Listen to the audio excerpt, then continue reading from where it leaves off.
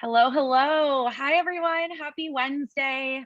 Just going to click going live on Facebook here and we will get started. Wow, it feels good to be here. I know that at the end of a long week, even though it's only Wednesday, it's kind of, at least for me, it's one of those weeks where it's like, what day is it anyway? It's actually one of those years. So, anyways, we'll just dive right in. Hi, everyone. My name is Marissa Freeman, and I am a proud member of the OneTable team. And today I get to sit here with friends and talk about the meaning behind some really important practices that we can all share. I know we're live on Facebook, so if you're tuning in there or in the webinar on Zoom, please tell us where you're from. We want to know where you're tuning in from. Geography is pretty fake right now. So if you're tuning in from, wherever, we want to hear about it. I always like to think my family in Hawaii is tuning in and we're really like coast to coast and then beyond. So anyway, well, I'm going to dive right in and just share a little bit about what OneTable is for those that are new to us, and then introduce our guests, and then we will get right into it. OneTable is an organization that is deeply committed to helping adults in their 20s and 30s find and host Shabbat practices in a way that is meaningful and spiritually nourishing. We invite our community to hold beliefs and experiences and passions in one hand and tradition in the other, and find the way to bring those together, typically at the dinner table. Throw in COVID and it's a whole nother thing, but we're going to get to that. And it's OneTable's mission is why we're here tonight to hear from these two guests that I'm excited to introduce. So first and foremost, Erica and Chris, thank you for being here. Just before I even share who you are, thank you for being here on a Wednesday night, tuning in. You have a million other things to do, including writing your second and third book. So we'll all learn from you tonight, and we're so grateful. First and foremost, Erica Keswin, our guest, and with the book that you are going to be talking about tonight right behind you, is a best-selling author, speaker, and a podcast host. And my favorite title is Professional Dot Connector and an expert in business of the working human, and the author of Rituals Roadmap, and then her first book, Bring Your Human to Work. The book we're going to speak about tonight is how to implement employee engagement through workplace rituals. And OneTable is interested in that because ritual is a large part of the Shabbat moment. So I'll let you continue to introduce yourself and your experiences as we keep going. Thank you so much for being here. And then, of course, we have Chris Schembra, the spaghetti sauce guy, but so much more than that. Chris is the founder and chief question asker at 747, which is an advisory firm which helps companies give the gift of community and a sense of belonging to VIPs, executives, and then all the way down to the partners and the employees that make the wheels turn. And really, like, you have a secret sauce. That's very true. It's not just like a play on words. You have a secret sauce with the spaghetti sauce that you've launched, which has created 500,000 relationships around the world. And I'm honored that two of them are sitting here on this Zoom room. Okay, that's enough from me about you. Let's just dive right in. I'd love to learn a little bit more from you exactly about what it is in ritual and in gratitude that you bring to your experiences. So Erica, I'm going to start with a question for you. Starting with, what is it exactly that you define a ritual as, and how is it different than a habit? Great. So hi, everybody. Great to be here. Hi, Chris. So the way that I define a ritual, it has a couple of parts of the definition. So part number one, it's something to which people assign meaning and value is number one. Number two, it's something that happens repetitively. There's a cadence to it. It could be every day. It could be every week. It could be every year. I did a talk the other day about inauguration rituals, right? We know they happen at a cadence every 4 years. The third part I found really interesting when I started studying the science of rituals, and that is a ritual is something that goes beyond its practical purpose. So if my ring light goes out right now and my light's in my apartment and I light a candle so I can see better, that's not a ritual. But if I light a candle every Friday to signify the end of the work week and the beginning of the weekend or Shabbat, that's a ritual. There's no purpose specifically behind it in terms of lighting that candle. I can see it happens every week, and it's something that has value and meaning to me. And so that's my definition in the book.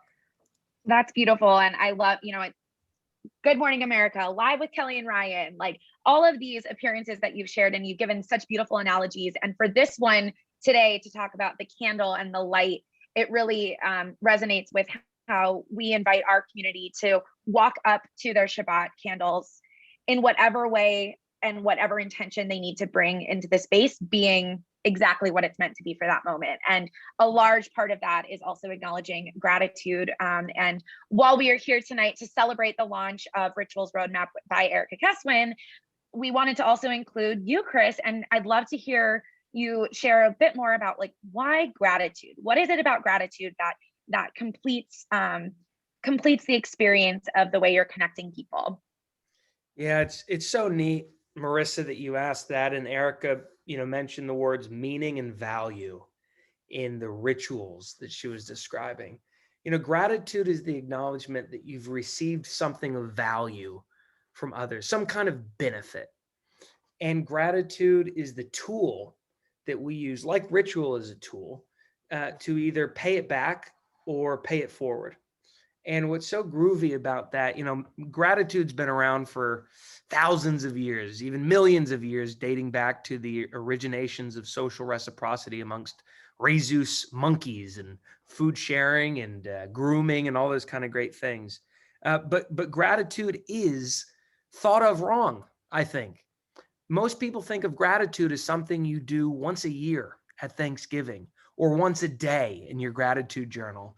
And we're really here to say, screw that. Gratitude is a habit. Gratitude is a ritual as well. And oh, by the way, science shows that the more you make gratitude a daily habit or part of your daily life, the more it broadens and builds the brain's thought action repertoire needed for all these groovy things to occur. So gratitude and rituals, I think, is a perfect synergy. It's like the brother and sister. I don't know which is the brother, which one is the sister, but nonetheless, I could be the sister. Gratitude could be the sister. I love it. And the way that you just shared, it's more than just the journaling. It's bringing it in. It's creating that ritual, really. So agreed, like retweet completely that these two things go hand in hand. We actually, your audience will be the first to know. Our newest column at Rolling Stone magazine was just submitted today with the title, "Fuck Your Gratitude Journal."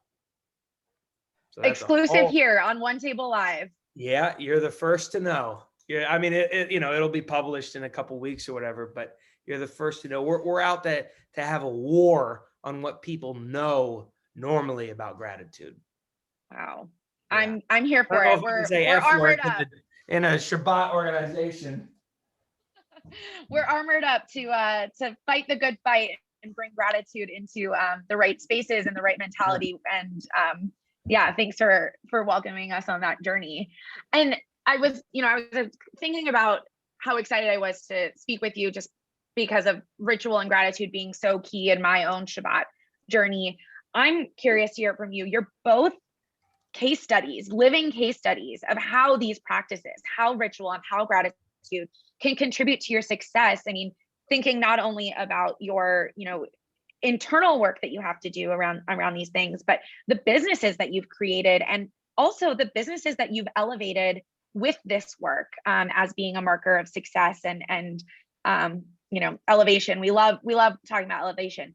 How is it that you got here? Erica, we'll start with you. How is it that you got here and now can maybe look in the rearview mirror and say, I'm a case study for my own science, and how cool is that?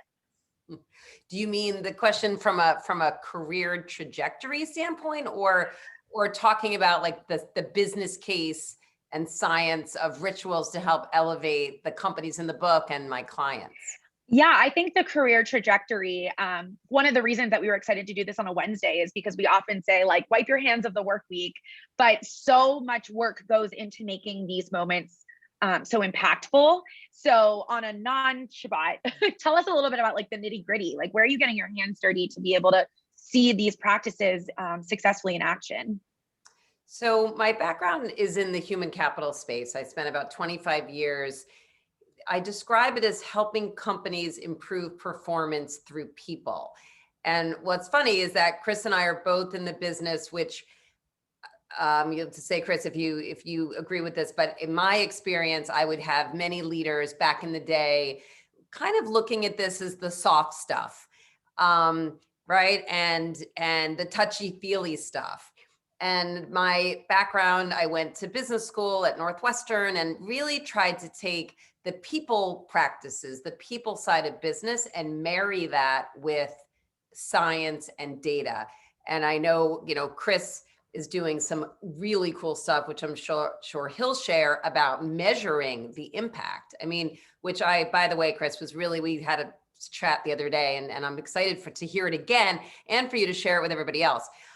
So my approach has been to take what I call the science and stories of connection at work and bring those together. And that's what I've done in both those books.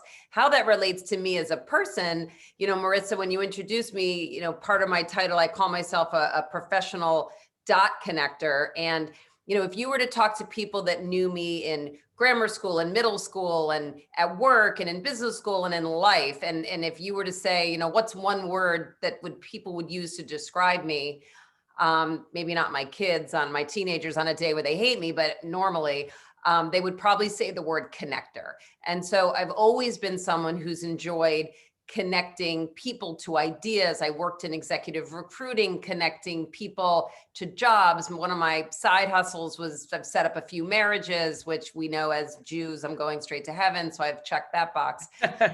So all the work that I do is in some way, shape, or form is connected to connecting. And so what I've seen now that I have been able to do around this work is through rituals specifically, is that rituals at work, and I'm happy to share, well, maybe I'll share it now because I think Chris will get into it too, that there is data that supports why rituals are important at work. I've come up with something called the 3 Ps. Rituals give us psychological safety and a sense of belonging. Rituals give us an opportunity to connect to purpose. You add those two together and you get increased performance. When we connect, our oxytocin goes up, our stress goes down. People that work for high trust organizations where they can feel like themselves and not check their real self at the door are 47% more collaborative. They're 50% more productive. And so all of this work, I feel like I'm so lucky that I'm taking sort of who I am as a human and am able to be in a space where I'm helping people connect to each other, to themselves, and also to their organizations. Ooh. I know. So when do you sleep? But I knew that Chris would be like all over this because his stuff is so awesome and so interconnected to showing why this stuff matters. Chris, I want to respond, but please. No, it's amazing when you find people that approach the same problem from 2 different languages, 2 different paths, and they meet like this, right? I can count barrister moments in me and Erica's life, me sitting in her living room, interviewing her for a podcast leading up to the previous book, me doing this with this. So you go like this and you learn things from each other. And I think that's the biggest part of my story. I've had the opportunity to learn from some of the grooviest people on the planet about what makes them tick, what they get jazzed up about. Curiosity has always been my greatest asset or my greatest detractor. I'm the kid with no job, no college degree, 1 suitcase, living on my buddy's couch in Brooklyn, who made it up to New York City and was just curious about the town. And my background is I'm an uneducated guy. I was always the last one called to the party. My invite was always somehow lost in the mail. I'm the college dropout, the suicide, the rehab failure, all that shit. They tried it all on me.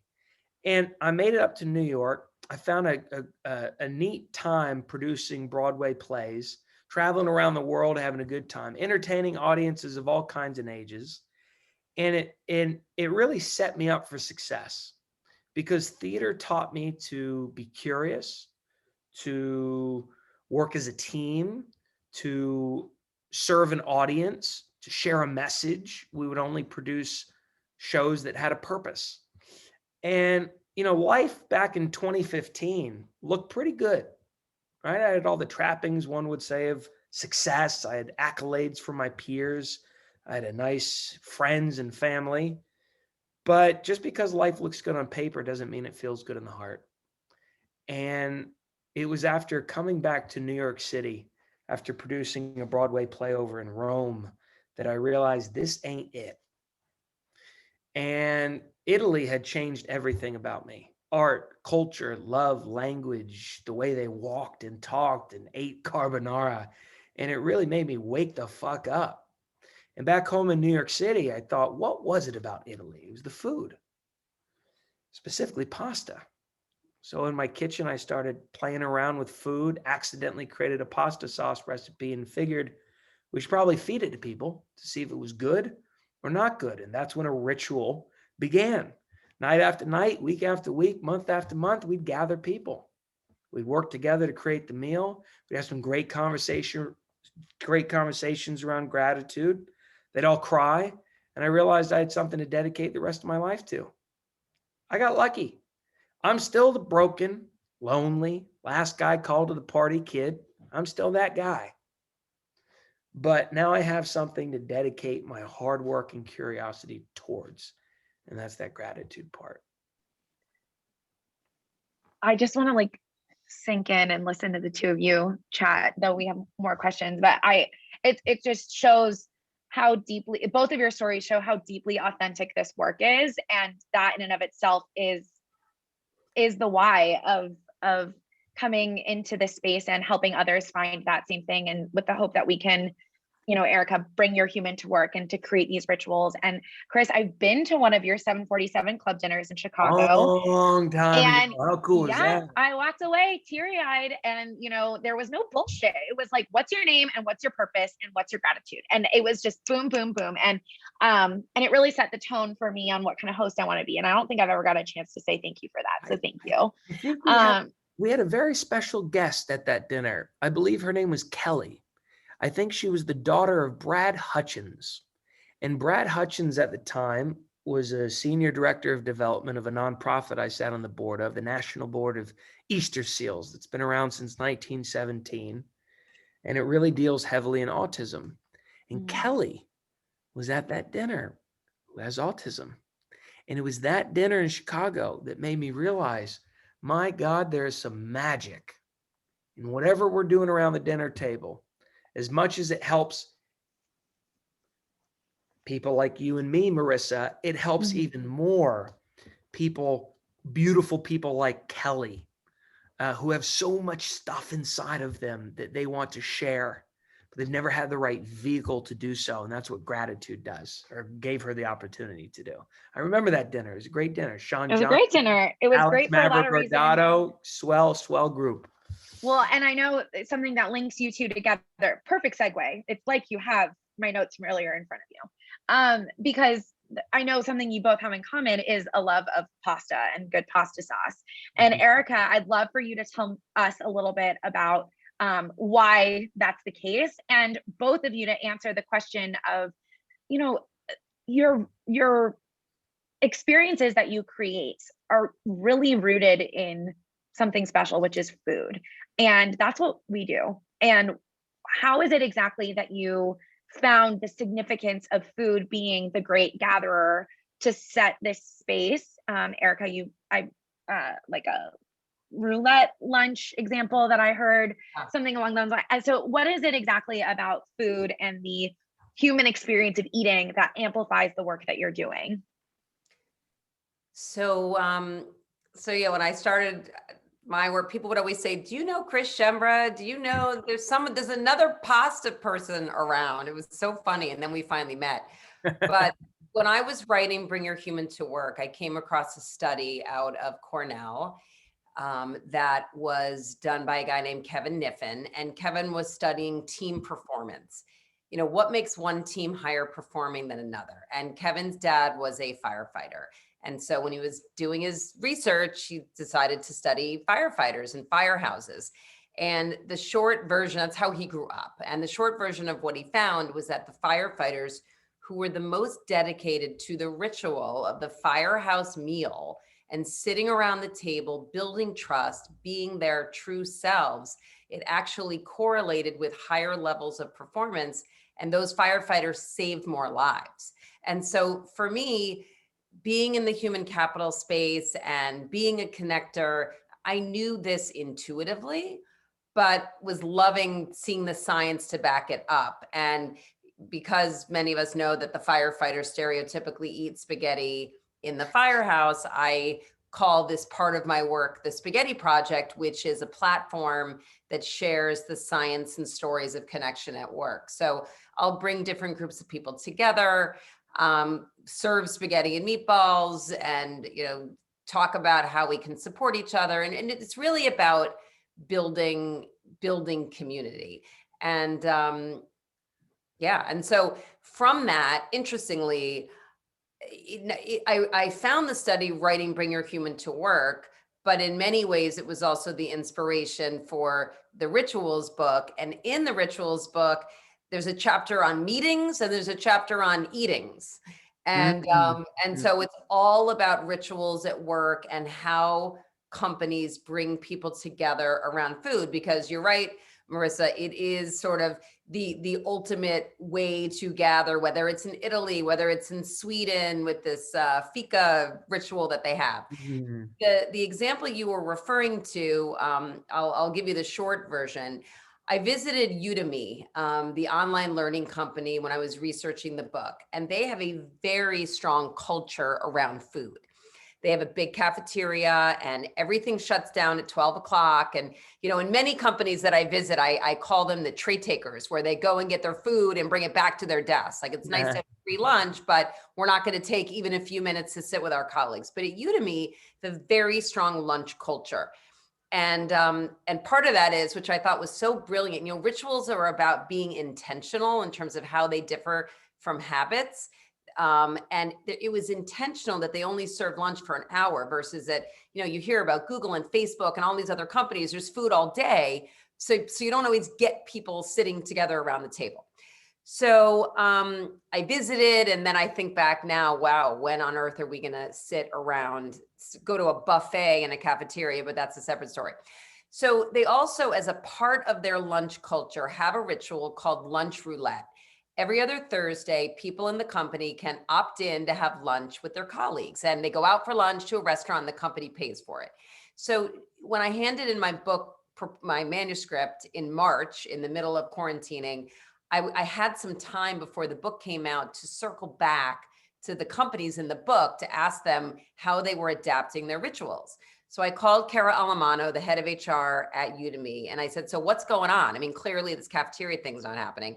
She said, no, but lunch roulette is still happening. And what people would do is you would opt in to have lunch with your colleagues. They would pair people in the same time zone. So one person didn't want to have lunch while the other person was having breakfast or dinner. And they would send you a gift card and you could order in from a restaurant near your house, which I also loved because you felt like you were giving back and keeping these restaurants afloat. And then people would get together around the Zoom. Now, what I want to share here, because I was cynical, I said to myself, really? Like, people want to go on another Zoom? And I'm sure Chris could talk to this too, because his experiences are definitely not another Zoom. Hopefully people listening tonight won't feel like this is yet another Zoom. But I was a little skeptical. Like, I'm at work and I'm having all these meetings. Some of my meetings are lunch meetings. What makes this feel different? And I want to spend a few minutes on it because I think it's really important that it helps to highlight the difference between when something is a ritual. And this lunch roulette was a ritual. There was meaning around it. There was purpose around it. It was linked to the Udemy values. Nobody was multitasking. People were on, they were remembering, wow, this is why I like to work here. I remember I actually like my colleagues. I'm motivated, I feel good. And that's where we see the benefits to the business, really start to trickle down. And the question that I would ask people at these companies to help me identify, to help me help them figure out if something was really a ritual, I would ask him this one question.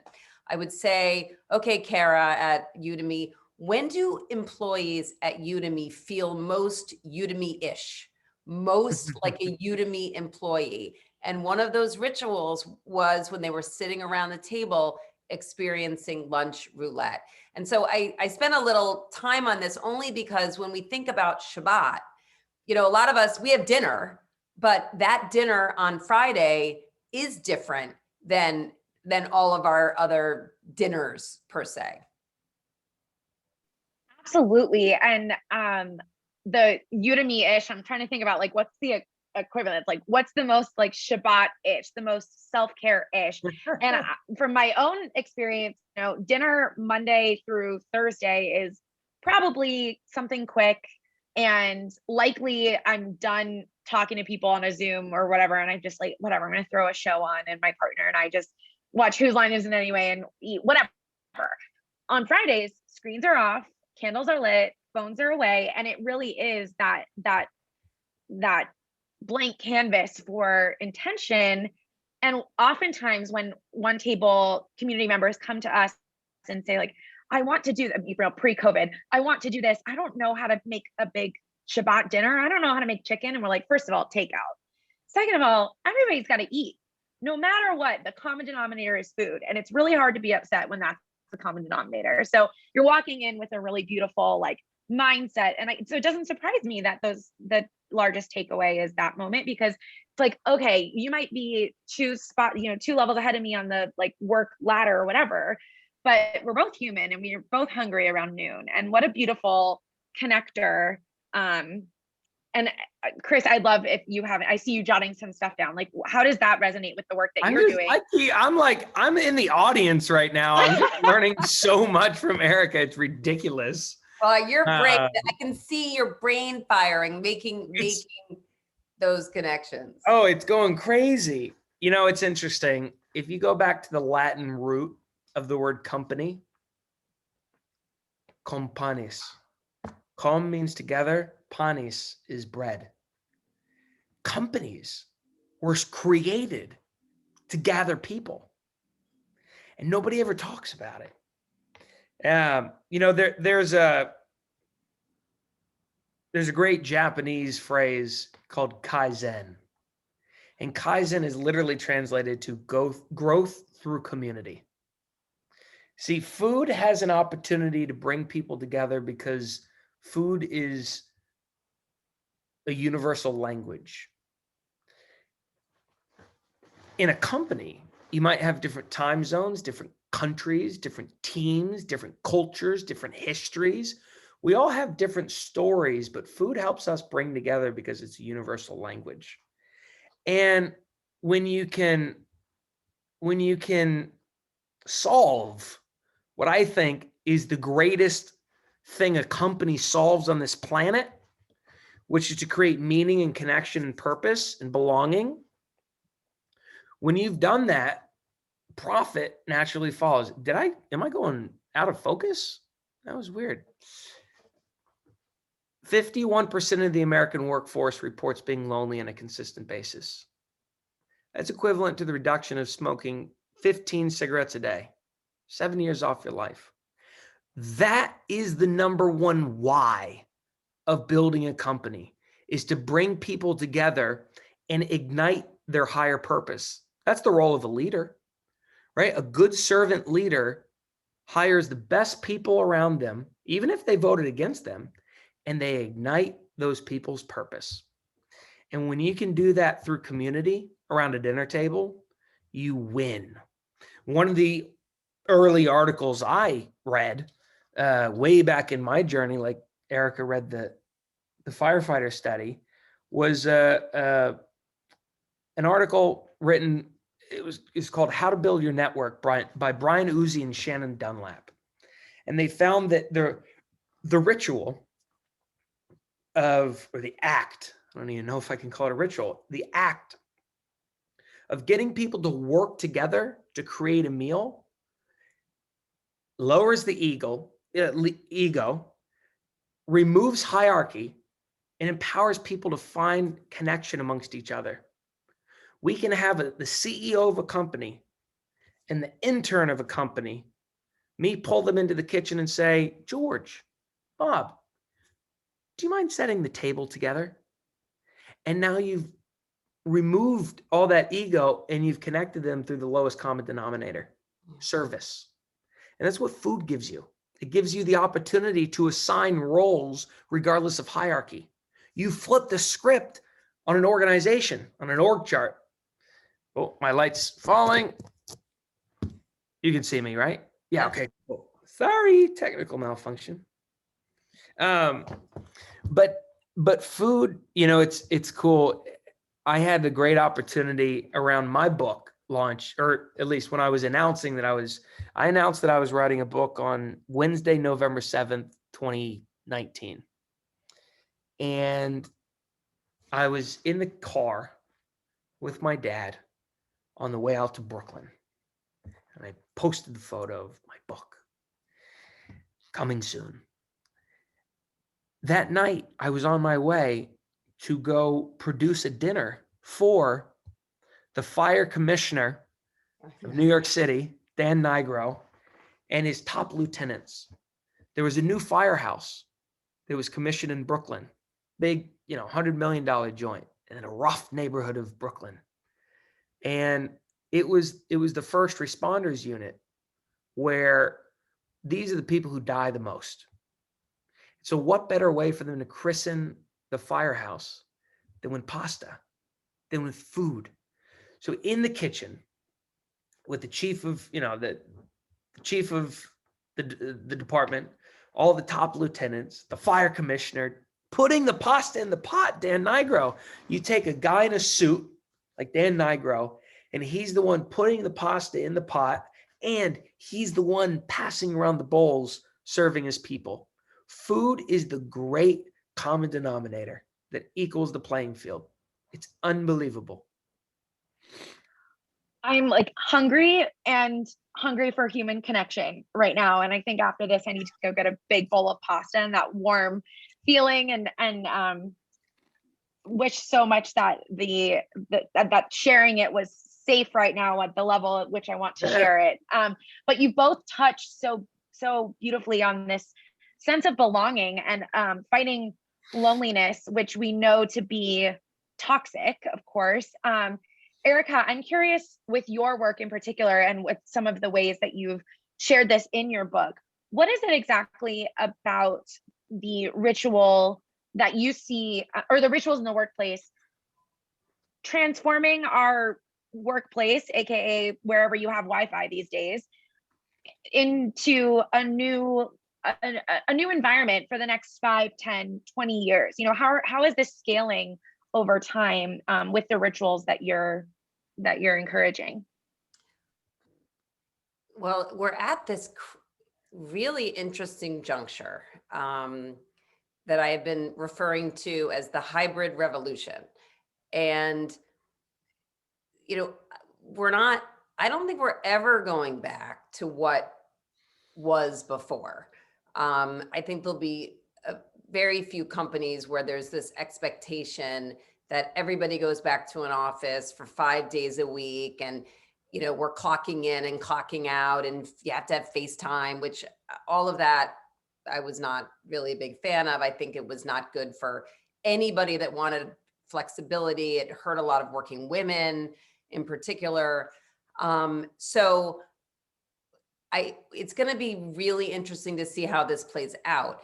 I am thinking that rituals, the way that they can play a role in this hybrid revolution is, let's say, the two of us decide to go into the office and Chris decides that he wants to be remote. Maybe there'll be certain days or certain hours or certain activities where we all come together to create those points of connection and that stickiness, because the data does show that when you connect in person, even once, you reap the benefits of that for months and years to come.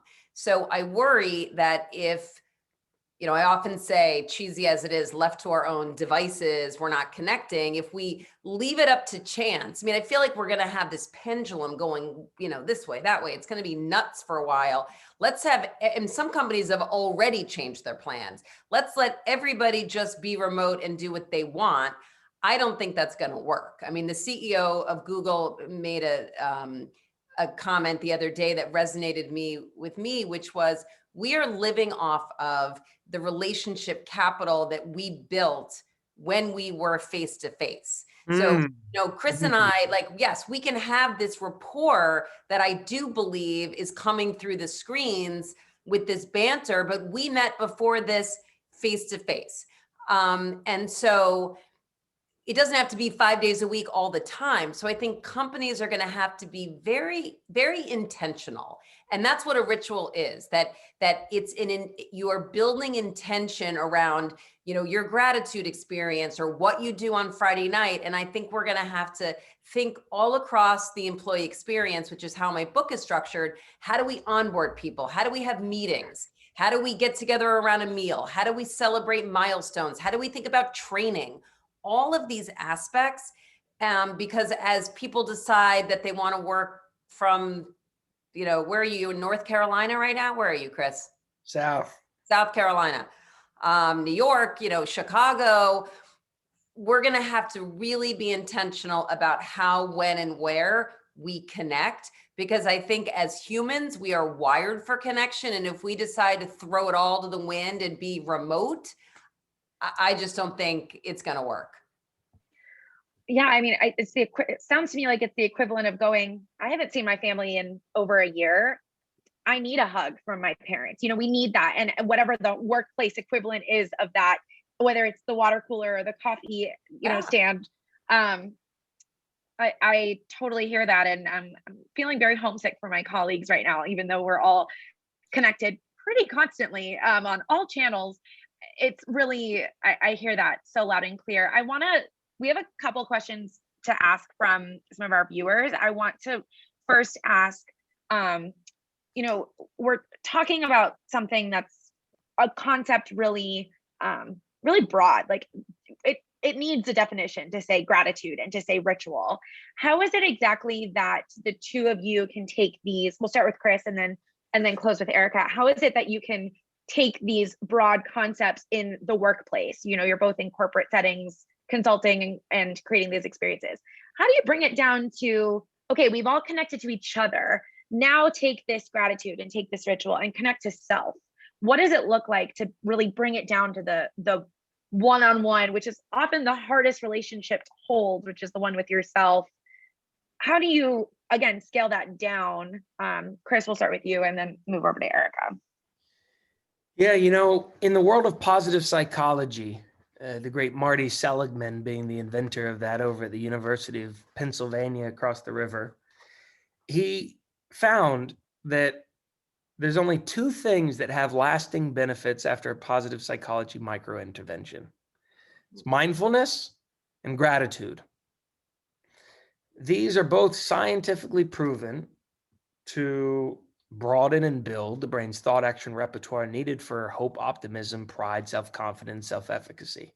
Things that you might not have even developed ever in your life.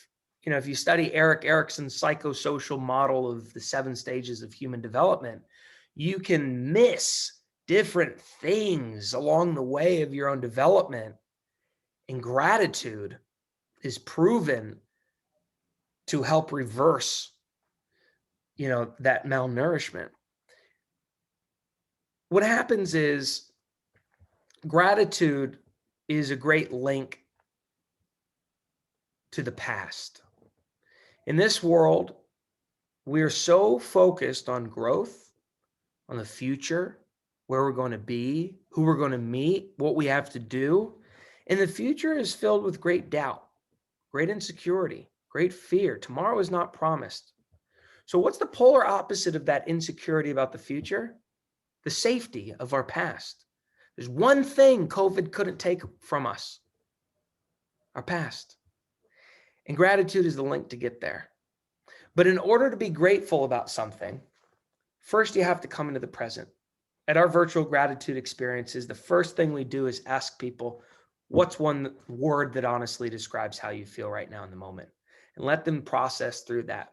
That gets them into the present, so that then we can ask our famous gratitude question and dive us into the past. Now, here's a trick on how to do that. Mindfulness. It involves rumination and positive memory bias. So why we have a war with the gratitude journal is this. A gratitude journal is usually filled with positive things that you're grateful for. I'm grateful for the sky, this lamp, my health, the sun. Cool, positive things.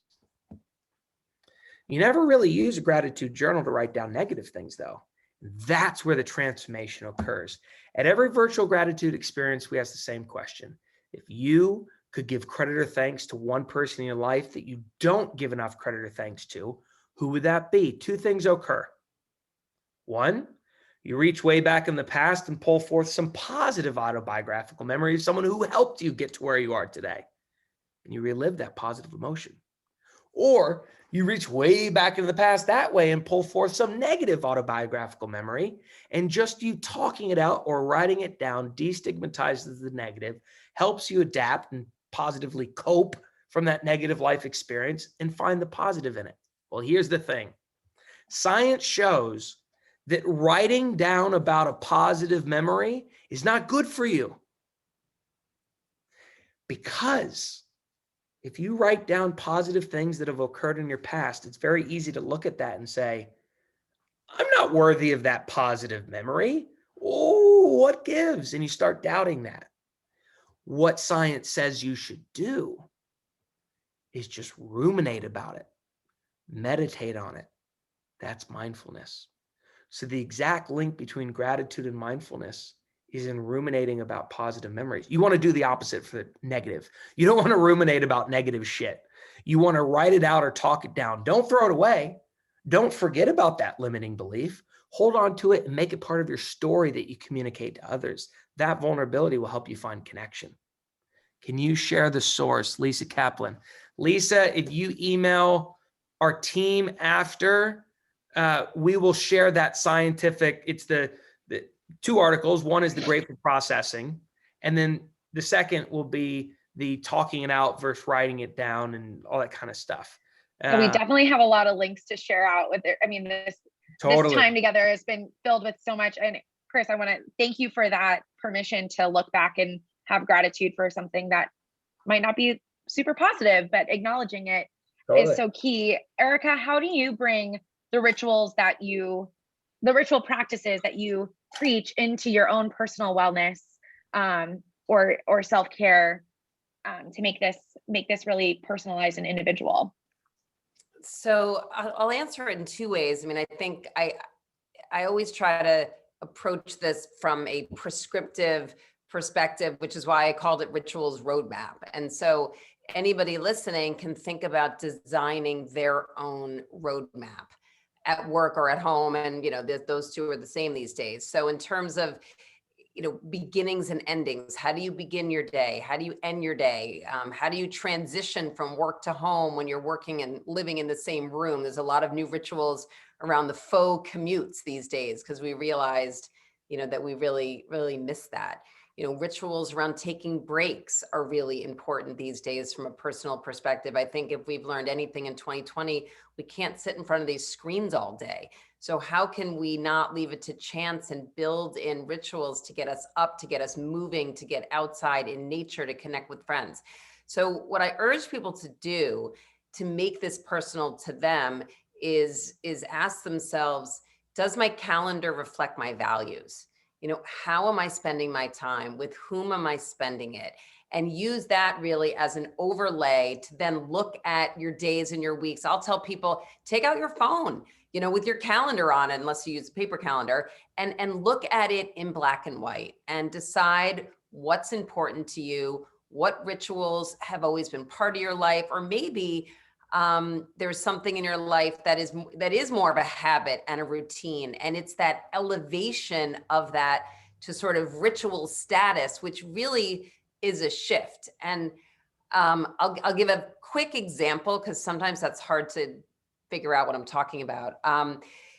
For many, many years, I love to go to Starbucks. That's one of my rituals. I go to Starbucks every day.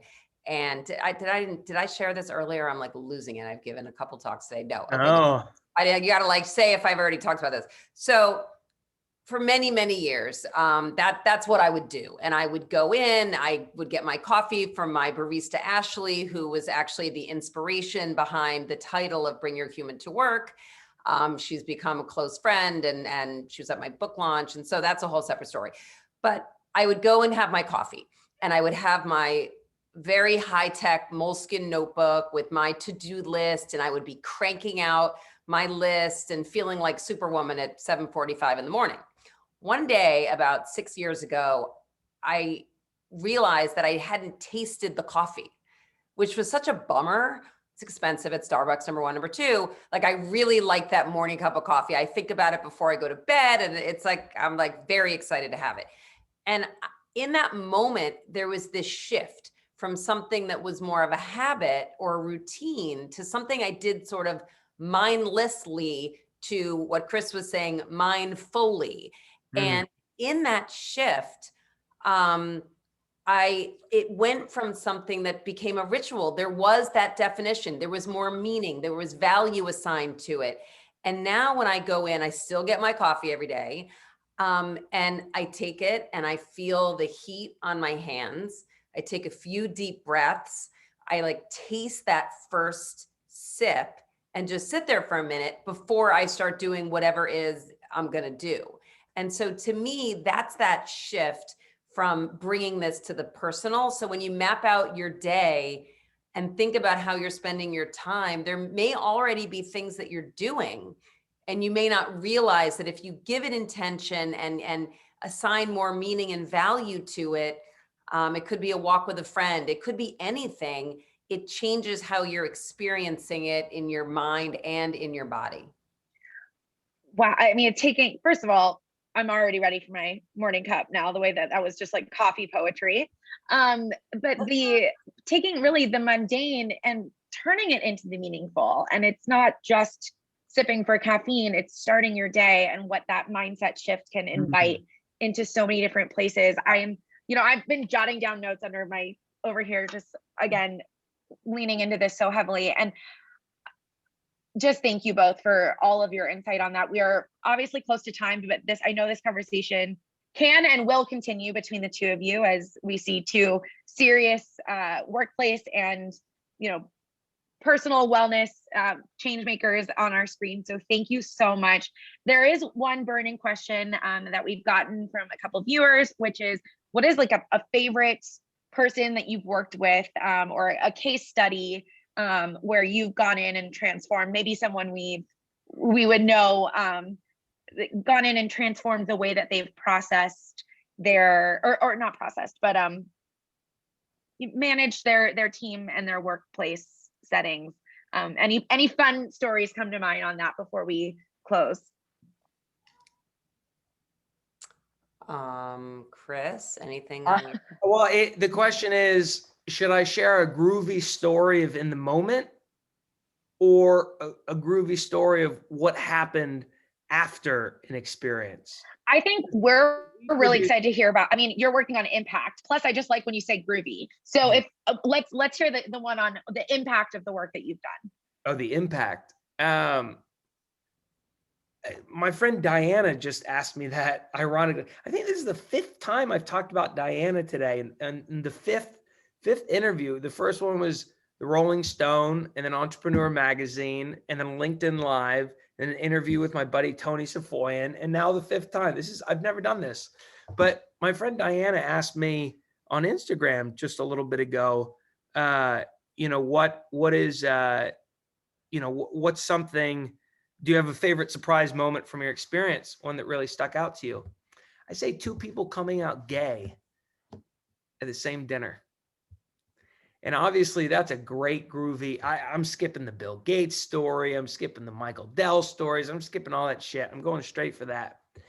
When, our clients have made tens of millions in net new revenue around the dinner table. They've gone on to lead their teams better. They've gone on all that shit. But people actually changed or came out, felt so comfortable around the dinner table that they came out. One guy had already come out, but he hadn't told anybody. He knew himself, but he had never told anybody. And then when he did that, the second guy said, you know what? This is the first time I'm admitting to myself I'm gay. And that was so groovy to watch. I'll never forget it. It was actually 2 people I had grown up with.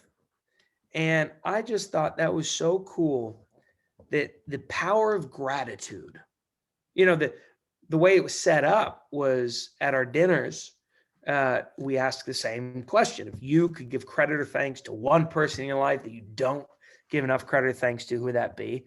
The first guy said his ex-girlfriend, the bitch that she was. I don't know. That's a vulgar, word, but now there's a Netflix show about cuss words, so I can say it more freely.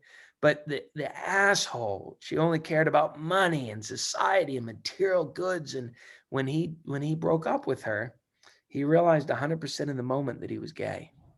When he shared that story, and then it finally got around to the next guy, he skipped doing the gratitude and just said, you know what? I'm gay. And that was it. That was it. That was so cool to see. So cool to see, to be there for that. Says a lot about the space that you create and the comfort that it brings when you let people just shake it all off and be totally present. So beautiful. Thank you.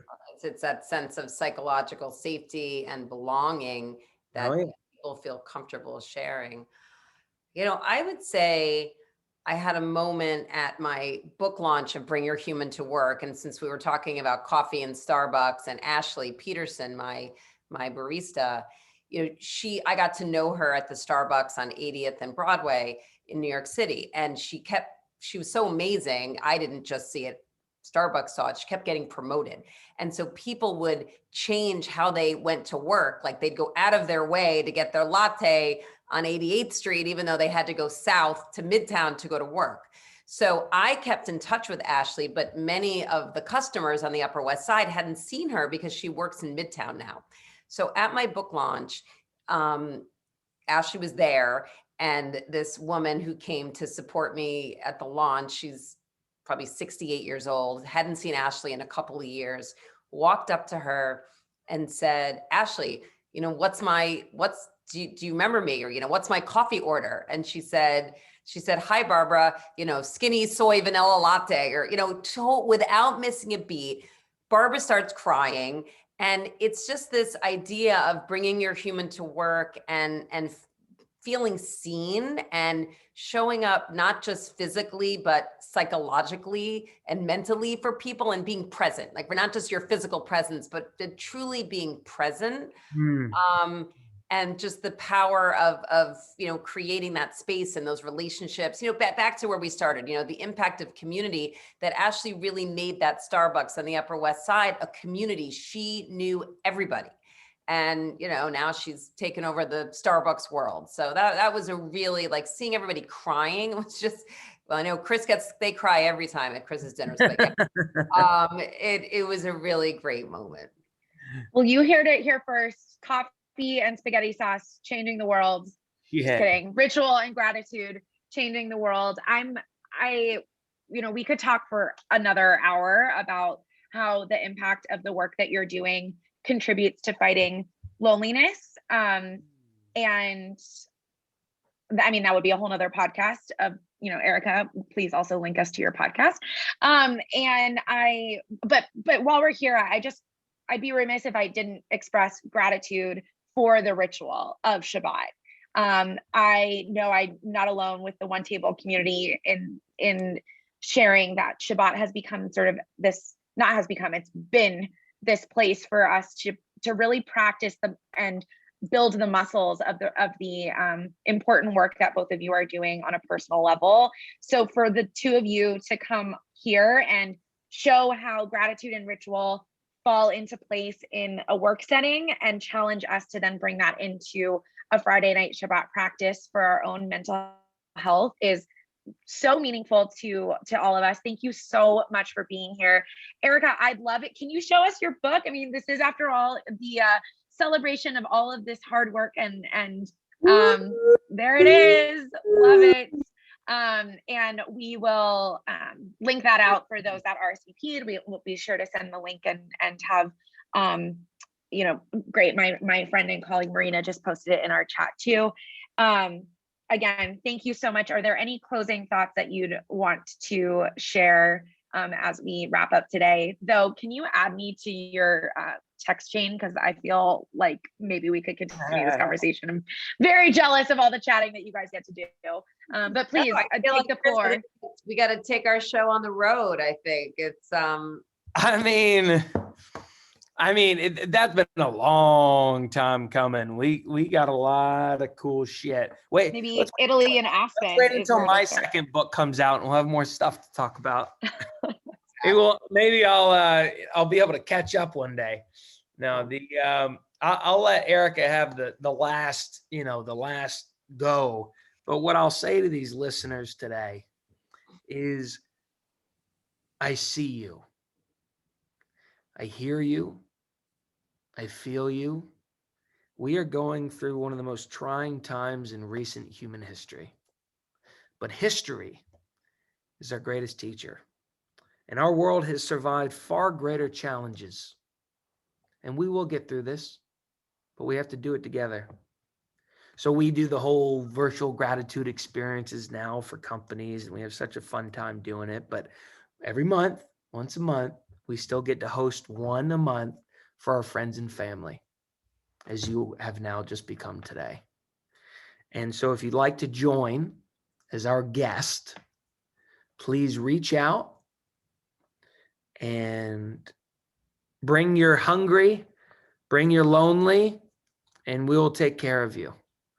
And we look forward to meeting you, and we're just so honored to have been in y'all's presence. So thank you for having me, Marissa, Marina, Zoe, Eliza, the whole 9 yards. Miss Erica, the floor is yours. Oh, it was such a fun night. I guess I would just leave everybody with, Marissa, what you were saying toward the end about, the mundane and making it more meaningful. When I was writing the book and came up with the subtitle about how rituals can transform everyday routines into magic, I thought to myself, really? Can I really put that down? Like, is that not overstepping? Is that too grandiose an idea? But I will say that I've seen it with companies. I've seen it with my kids. Different things that have gone on. I've been to Chris's dinners, that if you can take, and that with that Starbucks example of making something that is mundane, that's routine, that you just do, and bring intention and meaning and value to it, it will bring magic. And I think, to Chris's point, we could all use a little magic right now. And with that, just thank you for having us. I am very accessible. I'd love to hear from you.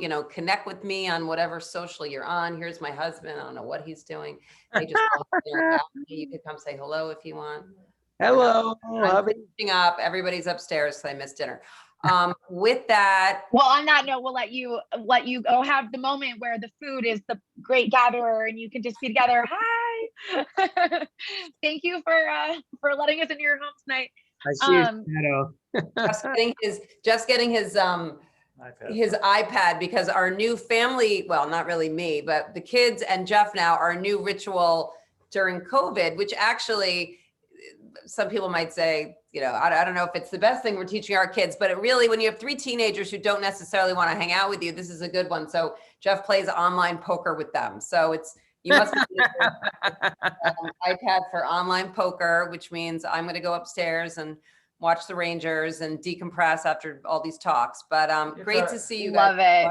Thank you both so much. It's our second ritual. The best is the tequila we give them. Oh, stop. We don't give them. Wait. Okay, it does. I'll tell you later. Okay, bye. Goodbye. Bye. Thank you both so much. Have a good Bye, night. everybody. Bye, everybody.